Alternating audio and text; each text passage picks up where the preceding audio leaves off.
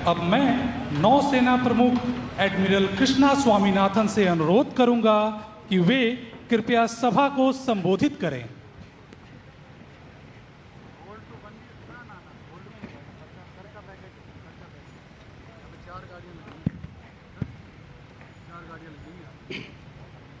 भारत के माननीय प्रधानमंत्री श्री नरेंद्र मोदी जी, पश्चिम बंगाल के माननीय राज्यपाल श्री RN रवि जी, पश्चिम बंगाल के माननीय मुख्यमंत्री Shri Suvendu Adhikari ji, flag officer commanding in chief eastern naval command vice admiral Sanjay Bhalla, Paschim Bengal के मुख्य सचिव, रक्षा मंत्रालय के वरिष्ठ अधिकारी, Chairman and Managing Director, Garden Breach Shipyard and Engineers, Commanding Officers, Dunagiri, संशोधक एवं अग्रह, सम्मानित वेटरन्स, GRAC की कर्मचारी एवं कार्मिक गण, देवियों और सज्जनों, भारतीय नौसेना के लिए यह अत्यंत गर्व और सम्मान की बात है कि आज के इस ट्राई कमिश्निंग समारोह में जहां 3 फ्रंटलाइन प्लेटफॉर्म्स दुनागिरी, संशोधक और अग्रह नौसेना में शामिल हो रहे हैं, भारत के माननीय प्रधानमंत्री श्री नरेंद्र मोदी जी हमारे बीच उपस्थित हैं।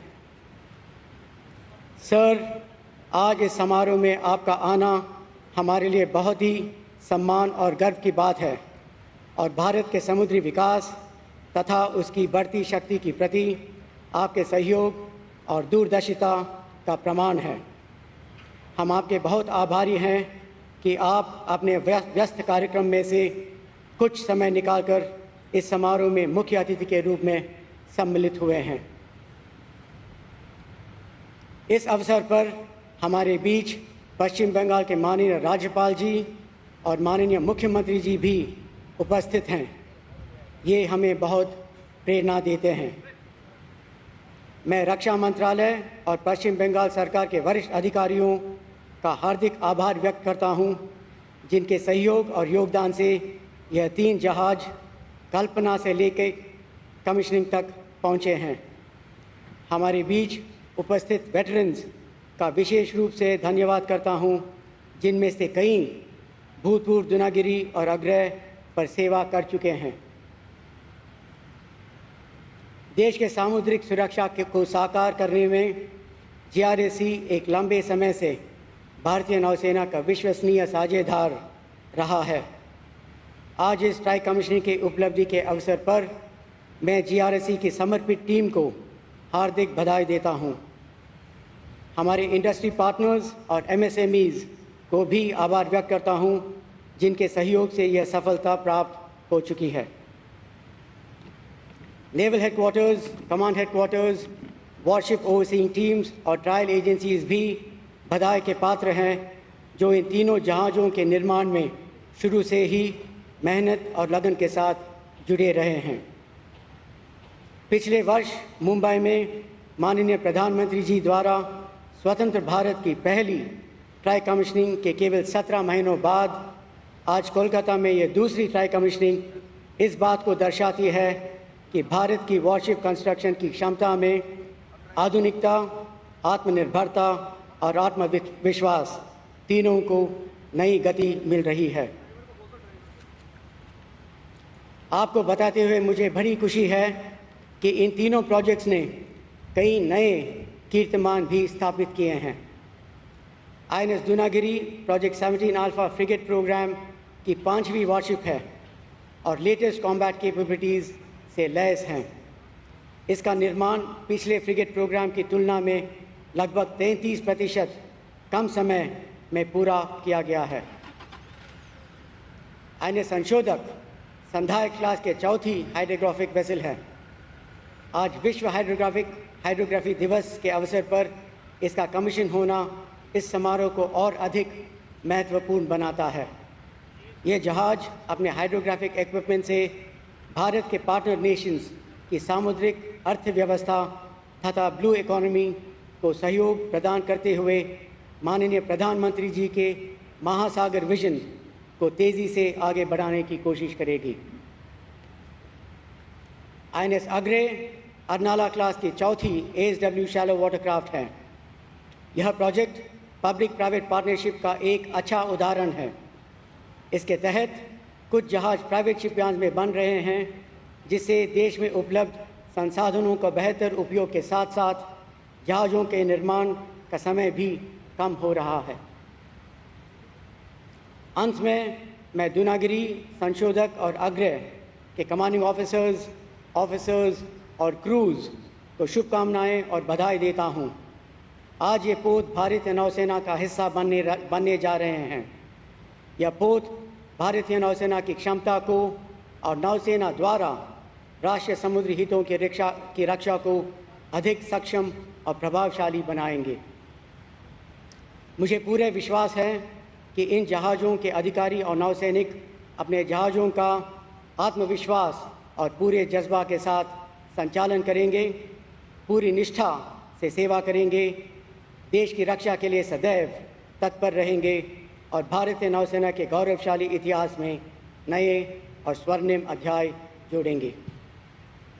इन शब्दों के साथ मैं एक बार फिर भारतीय नौसेना के हर एक अधिकारी और नौसैनिक की ओर से हमारे माननीय प्रधानमंत्री श्री नरेंद्र मोदी जी का तहे दिल से आभार प्रकट करता हूं।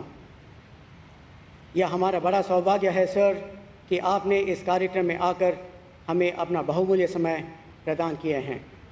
शन्नु वरुणः। जय हिंद।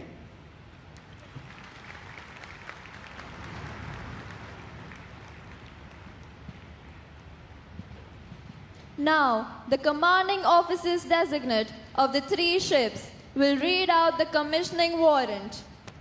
कैप्टन दिव्य आलोक, विशिष्ट सेवा मेडल, नामित कमान अधिकारी Dunagiri.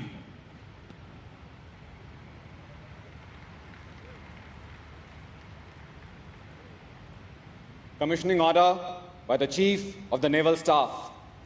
Whereas the Government of India has decided that Indian naval ship Dunagiri be commissioned, you are hereby directed to proceed to commission the said ship on the 21st day of June 2026. Indian naval ship Dunagiri will be administered by the Flag Officer, Commanding-in-Chief, Eastern Naval Command, given under my hand this, the 21st day of June 2026. Signed, Krishna Swaminathan, Admiral, Chief of the Naval Staff.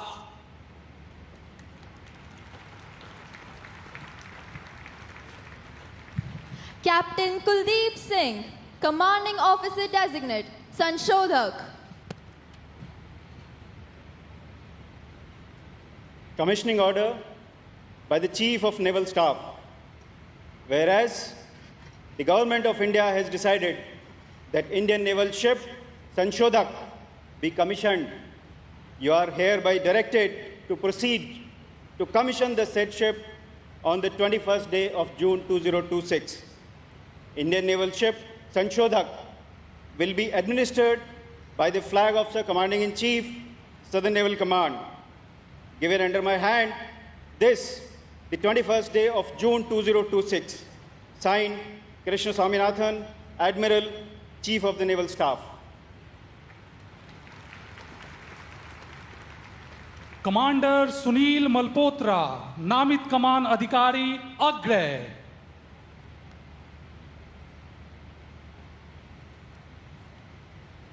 Whereas, commissioning order by the Chief of the Naval Staff. Whereas, the Government of India has decided that Indian naval ship Agre be commissioned, you are hereby directed to proceed to commission the said ship on the 21st day of June 2026. Indian naval ship Agre will be administered by the Flag Officer Commanding-in-Chief, Eastern Naval Command. Given under my hand this 21st day of June 2026. Signed, Krishna Swaminathan, Admiral, Chief of the Naval Staff.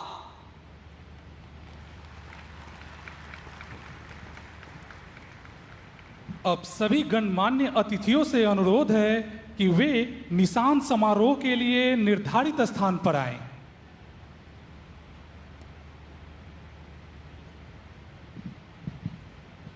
आप सभी से अनुरोध है कि कृपया खड़े हो जाएं और निशान समारोह के लिए जहाज की ओर मुख करें।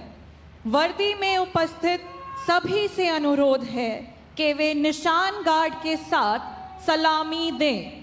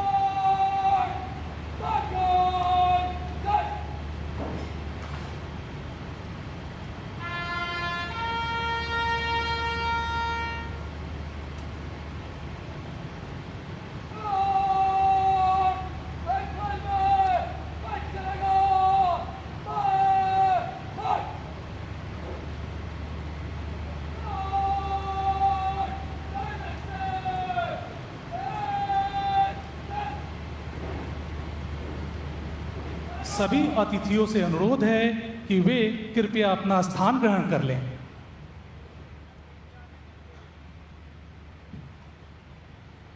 देवियों और सज्जनों, माननीय प्रधानमंत्री जी अब जहाजों की संयुक्त पट्टिका का अनावरण करेंगे।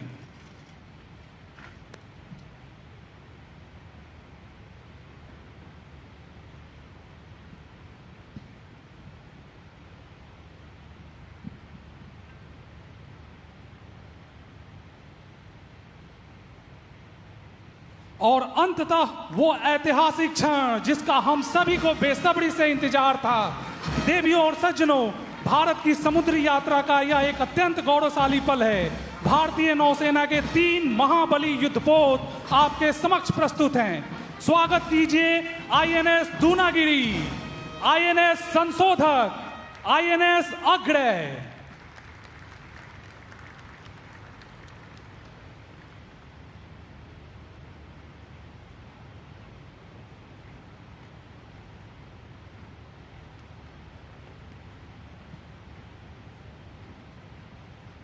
देवियों और सज्जनों, अब मैं माननीय प्रधानमंत्री श्री नरेंद्र मोदी जी से निवेदन करता हूं कि वे इस ऐतिहासिक अवसर पर अपने विचारों से हमें मार्गदर्शित करें।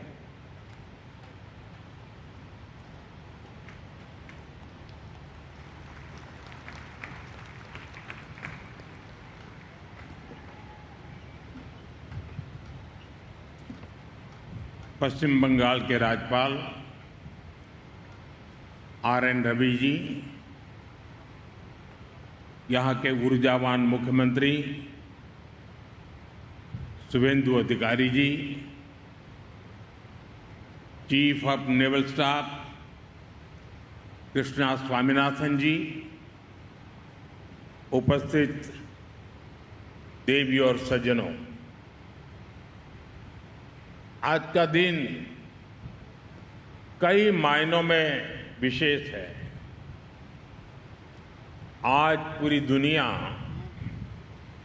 अंतर्राष्ट्रीय योग दिवस मना रही है। मुझे प्रसन्नता है कि इसी अवसर पर मुझे बंगाल की इस महान भूमि पर आने का अवसर मिला। यह वह भूमि है जिसने भारत के विचारों को नई दिशा दी है, जिसने भारत के पुनर्जागरण को गति दी है और जिसने सदियों तक भारत को समुद्र के रास्ते से दुनिया से जोड़ा है।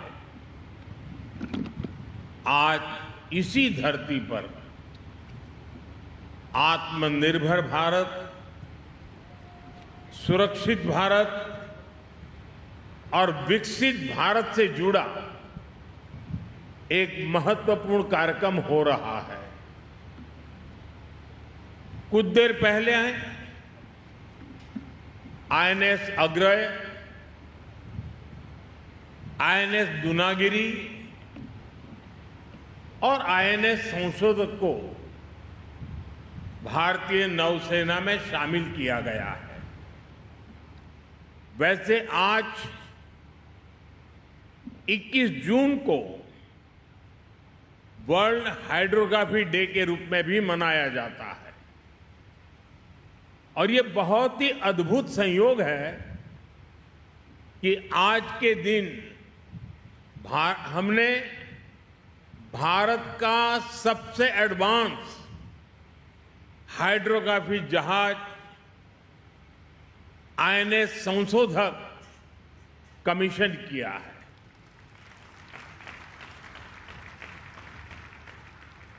मैं भारतीय नौसेना को इन परियोजनाओं से जुड़े सभी वैज्ञानिकों को, इंजीनियरों को, श्रमिकों को और मेरे प्यारे देशवासियों को बहुत बहुत शुभकामनाएं देता हूं, बहुत बहुत बधाई देता हूं। साथियों, दुनिया गवाह है कि मैरीटाइम क्षमता के बिना कोई भी राष्ट्र बड़ी शक्ति नहीं बन सकता। समुद्र से विकास जुड़ा है, सुरक्षा जुड़ी है, समृद्धि जुड़ी है। आज दुनिया का अधिकांश व्यापार समुद्री मार्गों से ही होता है। दुनिया को जोड़ने वाले डेटा के विशाल नेटवर्क समुद्र के नीचे से गुजरते हैं। आने वाले समय में critical minerals, deep sea resources और नई ऊर्जा के स्रोत भी समुद्र से ही जुड़ेंगे। इसलिए जिस देश का समुद्री सामर्थ्य मजबूत होगा, उसका आर्थिक और रणनीतिक प्रभाव भी उतना ही मजबूत होगा और भारत इस वास्तविकता को अच्छी तरह से समझता है। भारत इसके लिए स्वयं को तैयार कर रहा है और आज का ये दिन इस बात का साक्षी है कि हमारी क्षमता क्या है, हमारा कौशल क्या है।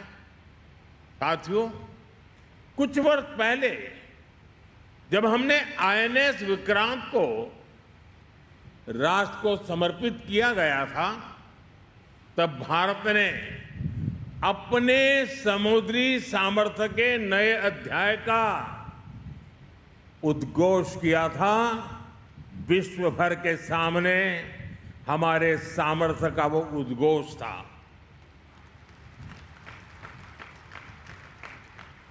आईएनएस विक्रांत से लेकर आज तक की यात्रा केवल नए युद्धपोतों की यात्रा नहीं है, यह भारत की बढ़ती आत्मनिर्भरता की यात्रा भी है।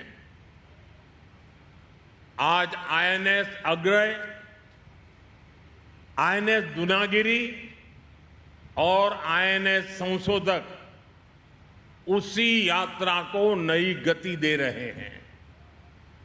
ये तीनों पोत भारत के 3 महत्वपूर्ण संकल्पों के भी प्रतीक हैं। इनका निर्माण भारत में हुआ है, इनकी डिजाइन भारत में तैयार हुई है, इनके निर्माण में भारतीय उद्योगों की प्रतिभा लगी है, भारतीय इंजीनियरों का कौशल लगा है, भारतीय श्रमिकों का परिश्रम लगा है और यही नए भारत की सबसे बड़ी ताकत है। साथियों, आज भारत रक्षा क्षेत्र में केवल खरीदार बनकर नहीं रहना चाहता। हमारी सैन्य शक्ति दुनिया के लिए बाजार नहीं बन सकती। मेरी शक्ति की पहचान विश्व के बाजार बनने से नहीं है, मेरी शक्ति की सामर्थ्य की पहचान मेरी आत्मनिर्भरता पर है। भारत निर्माता बनना चाहता है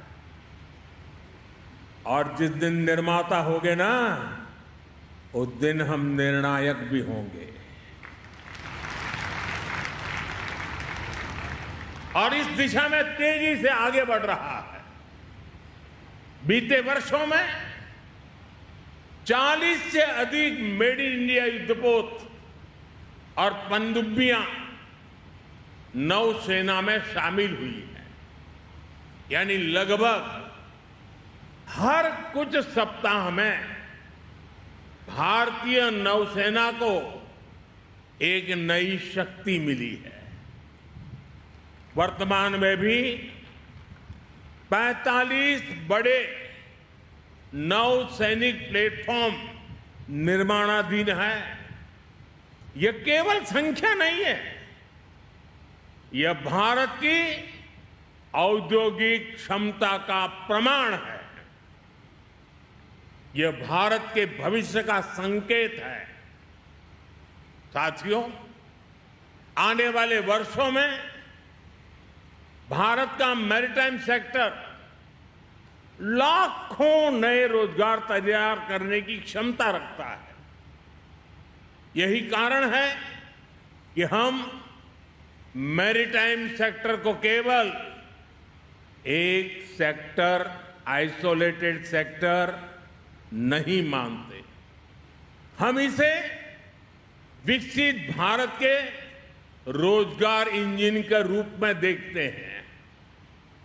एक आधुनिक जहाज में सैकड़ों टन स्टील लगता है, इलेक्ट्रॉनिक्स लगते हैं, मशीनरी लगती है, हजारों पुर्जे लगते हैं और इन सब के पीछे हजारों कंपनियां काम करती है। यानी हजारों युवाओं को रोजगार भी मिलता है। आज जिन 3 जहाजों की कमीशनिंग हुई है, उनके निर्माण में 200 से अधिक एमएसएमईज ने योगदान दिया है। हम कल्पना कर सकते हैं कि कितनी बड़ी संख्या में इन 200 एमएसएमईज में, इन लघु उद्योगों में रोजगार पैदा हुआ होगा। साथियों, अब समय आ गया है कि भारत समुद्री शक्ति के अगले चरण में प्रवेश करे। इसलिए भारत ने शिप बिल्डिंग के क्षेत्र के लिए एक नई दृष्टि के साथ आगे बढ़ना शुरू किया है। हाल के वर्षों में अनेक पॉलिसी रिफॉर्म्स किए गए हैं। घरेलू निर्माण क्षमता बढ़ाने के लिए विशेष कदम उठाए गए हैं और ship building, ship repair, ship recycling तथा एमआरओ को एक बड़े राष्ट्रीय मिशन के रूप में देखा जा रहा है। साथियों, शिपिंग सेक्टर के लिए 70,000 करोड़ रुपए का जो प्रोत्साहन पैकेज घोषित किया गया है, वह केवल एक आर्थिक निर्णय नहीं है, वह भारत के समुद्री भविष्य में निवेश है, वह भारत के औद्योगिक विस्तार में निवेश है। साथियों, भारत आज अपने पूरे मैरीटाइम इकोसिस्टम को सशक्त बना रहा है। इसलिए आज भारत अपने बंदरगाहों का आधुनिकीकरण कर रहा है, नई क्षमता तैयार कर रहा है, नई कनेक्टिविटी बना रहा है, नदी जलमार्गों का विस्तार कर रहा है, मल्टी मॉडल लॉजिस्टिक नेटवर्क विकसित कर रहा है। सागरमाला जैसे अभियान इसी व्यापक सोच का हिस्सा है।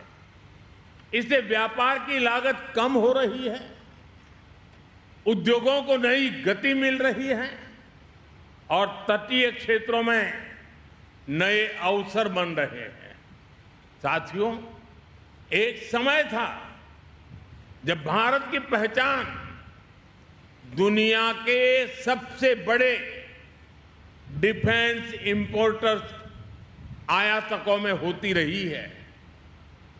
इस निर्भरता के कारण हमारे सामने रणनीतिक और सुरक्षा दोनों तरह की चुनौतियां भी हैं।